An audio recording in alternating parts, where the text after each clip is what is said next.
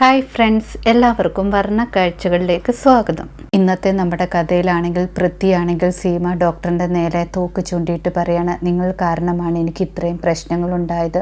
അതുകൊണ്ട് നിങ്ങളെ ഞാൻ വെറുതെ വിടാൻ ഉദ്ദേശിക്കുന്നില്ല, ഉറപ്പായിട്ടും ഇന്ന് കൊല്ലുമെന്ന് പറയുന്നു. ആണെങ്കിൽ ഡോക്ടറിൻ്റെ നേരെ തോക്ക് ചൂണ്ടിയിട്ടാണെങ്കിൽ 1, 2 എണ്ണുകയാണ്. അതേസമയം പ്രീതിയാണെങ്കിൽ വെളിയിൽ കൂടെ നടന്നു പോകുന്നു. കവിത ആൻറ്റി പറഞ്ഞ കാര്യങ്ങളെല്ലാം ഓർക്കുകയാണ്. പ്രീതിയാണെങ്കിൽ മനസ്സിൽ വിചാരിക്കുകയാണ്, എനിക്കിനിയും നമ്പ്യാർ ഫാമിലി ശരിക്കും മിസ് ചെയ്യും. അവരുടെ നന്മയ്ക്ക് വേണ്ടിയാണ് ഞാൻ എല്ലാ കാര്യങ്ങളും ചെയ്തത്, പക്ഷേ എല്ലാം മിസ്റ്റേക്കായിട്ട് മാറി. അതേസമയം പൃഥ്വിയാണെങ്കിൽ സീമ ഡോക്ടറിനെ കൊല്ലാൻ ശ്രമിക്കുമ്പോഴേക്കും ഷേർലിൻ തടയുകയാണ്. ഇപ്പോൾ കൊല്ലണ്ട എന്ന് പറയുന്നു.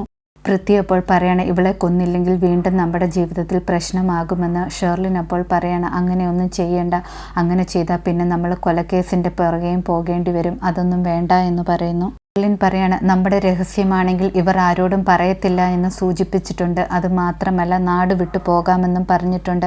പിന്നെ എന്തിനാണ് നമ്മൾ പേടിക്കുന്നതെന്നൊക്കെ പറയുന്നു. ഡോക്ടർ അപ്പോൾ വീണ്ടും പറയാണ്, ഞാൻ ഉറപ്പായിട്ടും നാട് വിട്ടു പോക്കോളാം, ആരോടും ഈ കാര്യം പറയത്തില്ല എന്ന് പറയുന്നു. പൃഥ്വി അപ്പോൾ പറയാണ്, നീ ഇനി ഈ നാട്ടിൽ കാണരുത്, പെട്ടെന്ന് തന്നെ ഈ നാട് വിട്ടു പൊക്കോണമെന്ന്. ഡോക്ടറാണെങ്കിൽ സമ്മതിക്കുകയാണ്, ഞങ്ങൾ ഇവിടെ നിന്ന് പൊക്കോളാമെന്ന്. ശേഷം സഞ്ജു ആണെങ്കിൽ പൃഥ്വിയോട് പറയാണ്, നിങ്ങൾ രണ്ടുപേരും വലിയ ആൾക്കാരാണ്, എന്നെക്കാട്ടി വലിയ ഗുണ്ടകളാണ്. ഇനി ആരെങ്കിലും എൻ്റെ അടുത്ത് വന്നാൽ നിങ്ങളുടെ അടുത്ത് ഞാൻ പറഞ്ഞു വിട്ടേക്കാമെന്ന് പറയുന്നു. അതേസമയം സർലയാണെങ്കിൽ നമ്പ്യാർ ഫാമിലിയിലേക്ക് പ്രീതി അന്വേഷിച്ച് ചെല്ലുന്നു. പ്രീതി അന്വേഷിച്ച് ചെല്ലുമ്പോൾ കവിത ആൻറ്റിയാണ് സർലയുടെ മുന്നിലേക്ക് വരുന്നത്. എൻ്റെ മകളെ നീ ഇങ്ങനെയൊക്കെയാണോ പഠിപ്പിച്ചു വെച്ചേക്കുന്നതെന്നൊക്കെ ചോദിച്ച് കുറ്റപ്പെടുത്തുകയാണ്. കവിത ആൻറ്റി ആണെങ്കിൽ പ്രീതയെ ഒരുപാട് കുറ്റം പറയുന്നു. അത് കേട്ടിട്ട് സർലയാണെങ്കിൽ തിരിച്ച് ഡോസ് കൊടുക്കുന്നുണ്ട്. നിങ്ങൾക്ക് എൻ്റെ മകളെ ഒരിക്കലും തിരിച്ചറിയാൻ പറ്റില്ല എന്നൊക്കെ സൂചിപ്പിക്കുകയാണ്. ഈ കുടുംബത്തിൽ എല്ലാവരുമാണെങ്കിൽ എൻ്റെ മകളെ നന്നായിട്ട് മനസ്സിലാക്കിയിട്ടുണ്ട്, നിങ്ങൾ ഒരുത്തി മാത്രമാണ് മനസ്സിലാക്കാത്തതെന്നൊക്കെ പറയുന്നു. ാണെങ്കിൽ രാധിക ആൻറ്റിയും മഹേഷും വരുന്നുണ്ട്. കവിത ആൻറ്റിയോടാണെങ്കിൽ എല്ലാം നിർത്താൻ പറയുന്നുണ്ട്. പക്ഷേ കവിതയാണെങ്കിൽ കേൾക്കുന്നില്ല. രോഹിത് ആണെങ്കിൽ അവിടേക്ക് വരുന്നു. സർല അപ്പോൾ രോഹിത്തിനോട് പറയാണ്, പ്രീതിയാണെങ്കിൽ നിങ്ങളുടെ വിവാഹം സ്റ്റോപ്പ് ചെയ്യണമെന്ന് ഒരിക്കലും ആഗ്രഹിച്ചിട്ടില്ല എന്ന്. രോഹിത് അപ്പോൾ പറയാണ്, എനിക്ക് പ്രീതയെ നന്നായിട്ടറിയാം, ഈ വീട്ടിൽ ആരും അങ്ങനെ വിചാരിച്ചിട്ടില്ല എന്ന് പറയുന്നു. അത് കേൾക്കുന്ന ഉടനെ തന്നെ കവിത ആൻറ്റി പറയാണ്, ഞാൻ വിചാരിച്ചിട്ടുണ്ടെന്ന്. കവിത ആൻറ്റി പറയാണ്, നിങ്ങൾക്ക് അവളെ ചിലപ്പോൾ മനസ്സിലാകുന്നില്ലായിരിക്കും, പക്ഷേ എനിക്ക് അവളെ നന്നായിട്ട് മനസ്സിലാകുന്നുണ്ട്. അവൾ ഓരോ കാരണമുണ്ടാക്കി ഈ വീട്ടിലേക്ക് വരുന്നതാണ്. സർല പറയാണ്, ഇനിയും എൻ്റെ പ്രീതിയെക്കുറിച്ച് എന്തെങ്കിലും പറഞ്ഞാൽ ഞാൻ അത് കേട്ടുകൊണ്ട് നിൽക്കത്തില്ല. അവൾ ഷേർലിൻ നല്ലതല്ല എന്ന് പറഞ്ഞിട്ടുണ്ടെങ്കിൽ ഉറപ്പായിട്ടും അവൾ നല്ലതല്ലെന്ന് എനിക്ക് ഉറപ്പുണ്ടെന്ന് പറയുന്നു. പ്രീതിയാണെങ്കിൽ എനിക്ക് ഒരുപാട് വിശ്വാസമുണ്ടെന്നൊക്കെ സർല പറയാണ്. പ്രീതിയാണെങ്കിൽ നിങ്ങൾ മിണ്ടാതിരിക്കുമെന്ന് പറഞ്ഞ് ബഹളം വെക്കുന്നുണ്ട്. ആ സമയത്ത് രാധികയാണെങ്കിൽ കൈകൂപ്പി പറയുന്നുണ്ട്, ഞങ്ങളോട് ക്ഷമിക്കുക ഇവിടെ നടന്നതിനെല്ലാമെന്ന്. സർല പറയാണ്, ഇനി എൻ്റെ മകളെ ഈ വീട്ടിലേക്ക് വിടത്തില്ല എന്ന് പറഞ്ഞിട്ട് പോകുന്നു. ആ സമയത്താണെങ്കിൽ രോഹിത് പറയുന്നുണ്ട് നിൽക്കാനെന്ന്. പക്ഷെ സർല കേൾക്കുന്നില്ല. രോഹിത്തിനെ ആണെങ്കിൽ കവിത ആൻറ്റി വിളിക്കുന്നുണ്ട്. രോഹിത് അപ്പോൾ കവിത ആൻറ്റിയോട് പറയാണ്, നിങ്ങൾ എത്ര മോശമായിട്ടാണ് ആളുകളോട് പെരുമാറുന്നതെന്ന്.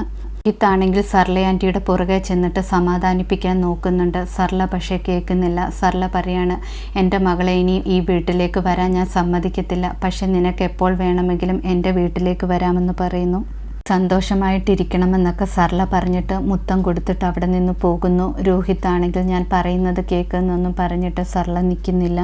പ്രീതയാണെങ്കിൽ ഇങ്ങനെ നടന്നു പോയിക്കൊണ്ടിരിക്കുന്ന സമയത്താണെങ്കിൽ കിരൺ വരുന്നു. കിരൺ ആണെങ്കിൽ പ്രീതയെ നിർബന്ധിച്ച് കാറിൽ കയറ്റുകയാണ്. ആണെങ്കിൽ പ്രീതയും കൂട്ടിയിട്ട് സീമ ഡോക്ടറിൻ്റെ വീട്ടിലേക്ക് വരികയാണ്. ആണെങ്കിൽ കോളിംഗ് ബെൽ അടിച്ചിട്ടും വീട് തുറക്കുന്നില്ല. വീടിനുള്ളിലാണെങ്കിൽ പൃഥ്വിയും ഷേർലിനും അതുപോലെ സഞ്ജുവും ഡോക്ടറും എല്ലാം ഇരിക്കുന്നത്. പൃഥ്വിയാണെങ്കിൽ പൃഥ്വി പോയി കതക് തുറക്കാമെന്ന് പറഞ്ഞ് വാതിലിൻ്റെ അടുത്തേക്ക് ചെല്ലുന്നു. വാതിലിൻ്റെ അടുത്ത് പോയിട്ട് സൗണ്ട് ശ്രദ്ധിക്കുന്നു. സൗണ്ട് ശ്രദ്ധിക്കുമ്പോൾ പ്രീതയുടെയും കിരണിൻ്റെയുമാണ്. സഞ്ജുവിനോടും അതുപോലെ ഷേർലിനോടും പറയുകയാണ്, നമ്മുടെ ശത്രുക്കളാണ് വന്നിരിക്കുന്നതെന്ന്, പ്രീതയും കിരണുമാണെന്ന്. ഷേർലിനും പൃഥ്വിയും അതുപോലെ സഞ്ജുവും കൂടെ തർക്കിച്ചുകൊണ്ടിരിക്കുകയാണ് എന്താണ് ചെയ്യേണ്ടതെന്ന് പറഞ്ഞിട്ട്. ഒത്തിരി സമയം വൈകിക്കഴിഞ്ഞാൽ കിരൺ ആണെങ്കിൽ പോലീസിനെ വിളിച്ചുകൊണ്ട് വരുമെന്നൊക്കെ പറയുന്നു.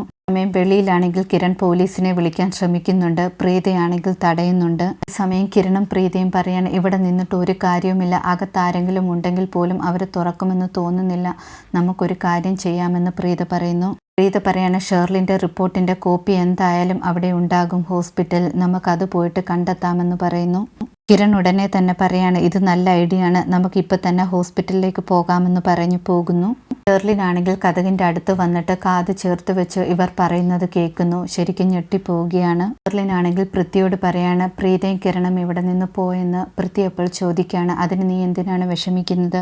സന്തോഷിക്കുകയല്ലേ വേണ്ടതെന്ന് ചോദിക്കുന്നു. ഷെർലിൻ പറയാണ്, അവർ ഹോസ്പിറ്റലിലേക്കാണ് പോയത്. എൻ്റെ കേസ് ഹിസ്റ്ററി നോക്കാൻ വേണ്ടി ഫയൽ നോക്കാൻ പോയതാണെന്ന് പറയുന്നു. അവർ ആ ഫയൽ കണ്ടു കഴിഞ്ഞാൽ നമ്മുടെ കാര്യത്തിൽ തീരുമാനമാകുമെന്ന് പറയുകയാണ്. അപ്പോൾ സഞ്ജു പറയാണ്, ഡോക്ടറും കൊച്ചുമാണെങ്കിൽ അകത്ത് കയറി വെള്ളം കുടിക്കാൻ പോയതാണ്, അവരെ ഇതുവരെയും കാണുന്നില്ലല്ലോ എന്ന് പറയുന്നു. ഷെർലിനും സഞ്ജുവും എല്ലാം വീട് മുഴുവൻ പരതി നോക്കുന്നു, എങ്ങും അവരെ കാണുന്നില്ല. വേറെ ഒരു റൂമിൽ എല്ലാവരും കൂടെ ചെല്ലുമ്പോൾ ആ റൂമിന്റെ ജനൽ തുറന്നു കിടക്കുന്നു. ജനലിൽ നിന്നും താഴേക്കൊരു സാരി കെട്ടി തൂക്കിയിട്ടേക്കുന്നു. സാരിയിൽ പിടിച്ച് അവർ രണ്ടുപേരും രക്ഷപ്പെട്ടെന്ന് മനസ്സിലാവുകയാണ്. ഷെർലിനാണെങ്കിൽ സഞ്ജുവിനെ കുറ്റം പറയുകയാണ്, നീ കാരണമാണ് ഇങ്ങനെയൊക്കെ നടന്നത്, നീ എന്ത് ശ്രദ്ധിച്ചുകൊണ്ടിരിക്കുകയായിരുന്നു എന്നൊക്കെ പറയുന്നു. അതേസമയം പ്രീതയും കിരണമാണെങ്കിൽ ഹോസ്പിറ്റലിൽ പോയിട്ട് ഷെർലിൻ്റെ ഫയൽ ചോദിക്കുന്നു. അപ്പോൾ പറയാണ്, ഷെർലിൻ്റെ ഫയൽ ഇപ്പോൾ ഒരാൾ വന്ന് വാങ്ങിയിട്ട് പോയി, സീമ മേഡം പറഞ്ഞിട്ടാണ് വാങ്ങിയിട്ട് പോയതെന്ന്. പ്രീതയും കിരണമാണെങ്കിൽ താഴേക്ക് ഓടി പോവുകയാണ് ആരാണെന്ന് മനസ്സിലാക്കാൻ വേണ്ടി. അതേസമയം പൃഥ്വിയാണെങ്കിൽ ഫയലുമായിട്ട് ഓടി കാറിൽ കയറുന്നു. ഷെർലിനും ആ കാറിൽ ഉണ്ടായിരുന്നു. ഷെർലിനാണെങ്കിൽ ഒരുപാട് സന്തോഷമാകുന്നു, നമ്മൾ രക്ഷപ്പെട്ടെന്ന് പറയുന്നു. ാണെങ്കിൽ താഴെ വന്നിട്ട് പറയാണ്, അവൻ ഒരു സെക്കൻഡ് കൊണ്ട് എങ്ങോട്ടോ പോയി, ആ പൃഥ്വിയെ കാണാനില്ല എന്ന്. പ്രീതയ്ക്കാണെങ്കിൽ അത് കേട്ടിട്ട് ഒത്തിരി ദേഷ്യം വരികയാണ്. പ്രീത പറയാണ്, ഷെർലിൻ്റെ ബോയ് ഫ്രണ്ട് ഒരിക്കലും പൃഥ്വിയല്ല എന്ന്. കിരൺ അപ്പോൾ പറയണം, നിന്നോട് എത്ര പറഞ്ഞിട്ടും കാര്യമില്ല, നീ മനസ്സിലാക്കത്തില്ല എന്ന്. പ്രീത അപ്പോൾ പറയാണ്, എൻ്റെ ജീവിതം ഇങ്ങനെയായിപ്പോയി, മറ്റുള്ളവർക്ക് വേണ്ടി ഞാൻ നന്മ ചെയ്യാൻ ശ്രമിക്കുന്നു, പക്ഷേ എല്ലാം നടക്കുന്നത് എനിക്ക് തെറ്റായിട്ടാണെന്ന് പറയാണ്.